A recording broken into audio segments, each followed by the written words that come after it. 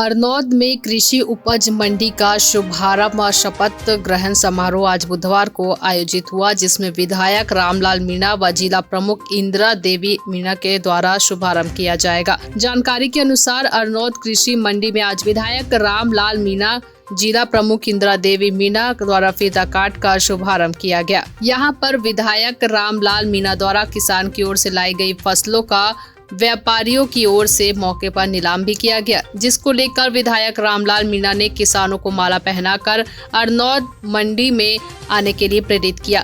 इसके पूर्व में उपखंड अधिकारी जीतू कुल्हारी ने चुनाव प्रक्रिया को पूर्ण करवाया और अध्यक्ष व सदस्यों को शपथ दिलवाई। पिछले कई वर्षों से यहाँ के व्यापारी और किसान अरनौद के अंदर अलग से मंडी की मांग कर रहे थे और आज वो दिन आ गया और अरनौद में अलग से मंडी की स्थापना हो गई, स्वतंत्र मंडी की, और संचालक मंडल का भी गठन हो गया, अध्यक्ष उपाध्यक्ष भी हो गए, सारे सदस्य भी हो गए और अभी आज बोली भी लगा दी गई।